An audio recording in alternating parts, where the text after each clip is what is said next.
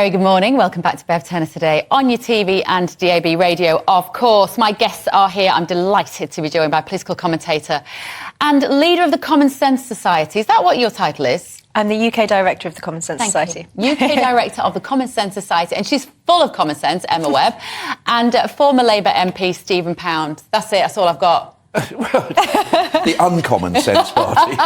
Well, we've got youth and experience, Steve. That is so beautifully, subtly put. But thank you, thank you. Right. But surely you're on the youth side of the equation. Well, I'm somewhere in the middle. Okay, I've got a bit of experience and not quite as much youth as I'd like. But anyway, right, we're talking about this Levelling Up conference in Manchester today. This convention. Where are you from originally, Emma? Are you Southern born and bred? I am Southern born and bred, but half of my family is from Bishop Auckland. So north east. So I feel a very strong connection with the north. OK. And do you think the quality of life up north is much worse than down here? Hugely. I think people's life chances, if they stay in the north, is limited. And it would be nice if people could stay in their local area and didn't have to come to London because they thought that was the only way for them to have certain opportunities. So I do think that there is a very, very strong and necessary case for improving people's lives in the north, improving infrastructure, improving things like transport, economic productivity, absolutely.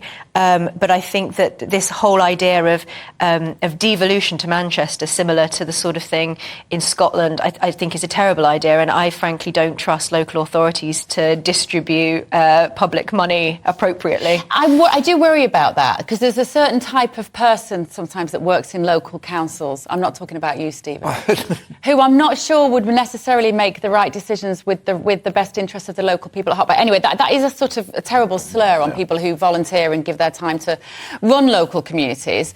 What do you think? Are you London born and bred? Yeah, I am indeed. The thing is, you've got this sort of centripetal force. You get it in every country as people move down towards the capital, because the capital is the powerhouse. You know, that's where the juice flows, and so you get that. And I think the government can do a limited number of things. What a government cannot do is to say people in Bishop Auckland, are going to rise to a certain level. You can't actually buck the market on that. What you can do is to move things like, the Royal Mint went out to Llantrisant and the Armouries to Leeds and DVLC to Smart. You can do things like that. But and the BBC went to Manchester, of course. That was a great success, wasn't it? Well, I think it is for people. If you want to work in the media and you live in Manchester... Yeah. It's provided thousands of opportunities for jobs. Well, things like that, that's all well and good. But I think it's where you actually take it from there. Now, the thing about Andy Burnham and Steve Rotherham, they're actually talking about more of a political devolution. They seem to imply that if you actually have a structural, political, constitutional devolution, everything else will flow from that. And, I really, really want to disagree with Emma, if at all possible. You can. But I can't on this occasion. Oh. We've got another hour and a half to do that. But... Oh, yes, yeah. But look, just simply saying, let 1,000 flowers bloom and let, the local authority... Well, I'm not entirely sure. I choose my words with care, but certain boroughs in London, I wouldn't trust them to run a flipping whelk stall. Well, exactly. It's a recipe for corruption. Yeah, I know. It is a recipe for corruption, actually. Such huge amounts of money, and that's what one of the proposals is, to send, instead of allocating money to specific projects or to specific things in the north, that what the government would do is to give them one big lump sum, as we do with Scotland, and then for them to decide how that money is spent on the premise that they would be better placed to understand the local area. And that's not to say that I trust the current system or that I think that central government is particularly good at allocating public money. I don't. I think that we waste a huge amount. But I just don't think that this idea that... and I think that this is absolutely right, that Andy Burnham has written this article in The Guardian saying that we need this German-style system where we have almost constitutionally equality of living standards across the board. German London system is completely different. Because, their upper house is like a regional one, and that's one of the things the Labour Party is talking about, to have a different House of Lords. But I think the one area that hasn't been addressed, and it's crucially important, particularly in South Wales, in Northern Ireland and in Glasgow, is the hangover from the industrial age.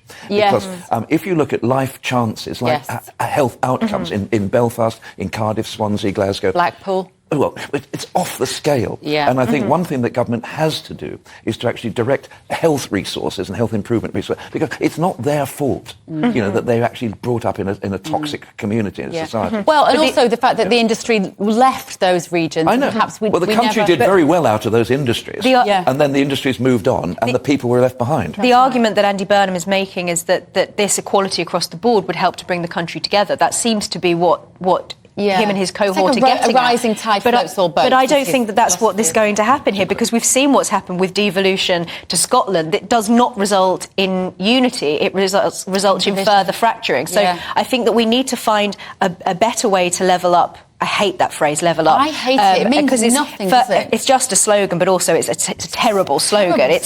Grammatically, it doesn't work at all. No, it's terrible. Let's apply our common sense to it, Emma, and come up with something better than that. But something like domestic investment or something a bit more... it tells you does what it is. Says on the tin. Yeah. On the Scotland argument, what's different about Germany is nobody is actually saying that, Württemberg is going to, or Bavaria are going to actually split away. So what you've got is very different from Scotland. I mean, Scotland is a sort of devolution. The settlement was originally supposed to actually shoot their fox, so they wouldn't want to go for full independence. But Germany is different, and I think Germany's a good example. But also, you have an industrial democracy. Yeah, it's a very different economy. Andy Burnham and Steve Rother are making some interesting points. But from their own perspective, I think the idea of Germany, being the absolute panegyric, the cure for everything, ain't exactly. I know what Andy right. Burnham means, though. We are going to move on to the next topic, but I know what Andy means about the fact that these local areas have to go cap in hand to Westminster to beg for money for investments, and we saw it in the Levelling Up Fund that was announced only at the end of last week. That the majority of that went to the Tory constituency. So. Yeah. Although a huge amount of that money, a lot the majority of constituents in this country are Tory. Well, that's true. Yeah, not a lot for of long. the complaints were that it hadn't got that not enough money had gone to the northeast, but actually a lot of money had gone to the northwest. So I think we have to recognise as well that with this conference that's taking place today, that a lot of this is political. It's political posturing. Andy Burnham and Lisa Nandy see themselves as sort of the lords of the north, and this is a battle against Westminster. So I think that we can all agree that what we need is better living standards across the country. But it's the way that we do that. It starts with transport, and it starts with not a ridiculous getting from Manchester to London 20 minutes quicker or whatever it's going to be, but it starts with good cross-country trade through Leeds, Sheffield. All those are the places that we need would be vastly improved. Anyway, right, moving on.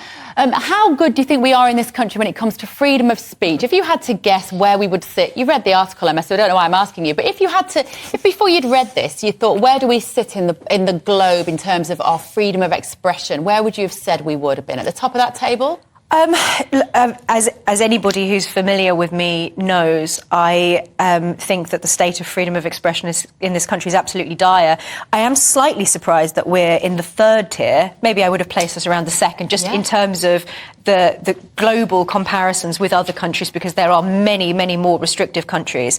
But I'm not surprised, really, ultimately, to see this story that we've been placed in the third tier in the global index of free expression, because things here are bad, are getting worse, have gotten worse quite rapidly over the last 5 years. That's right. Countries including Israel, Chile, Jamaica and virtually every other Western European state were all ranked ahead of the UK in the measure compiled by the advocacy group Index on Censorship.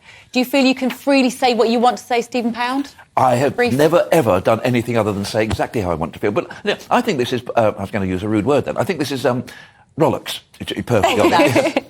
Because in Jamaica, some of the sort of homophobic stuff that comes out in there. Because I used to get a lot of asylum seekers from Jamaica, coming to my surgeries and citing what was said about gay people and gay and lesbian people in Jamaica. So don't forget, in Iran you can get hanged for having contrary opinions to the state. So I think we're pretty good in this country, but I think we perhaps do a little bit too much self-censorship. I think we're slightly worried. There's a kind of when I was growing up in London, I think we used racist language almost without thinking about it. We used to pat black kids on the heads in the bus, supposed to be lucky. Yeah. But can you imagine the agony that must have been for some poor kid on his way to school? Awful. So we've moved on, but I think the self-censorship is the best way. Ultimately, for me, free speech is about good manners. And I don't care what you say, as long as it is actually said from the basis of respect and from the basis of good manners and isn't obscene. Yeah, absolutely. Right, thank you guys, great start. Now.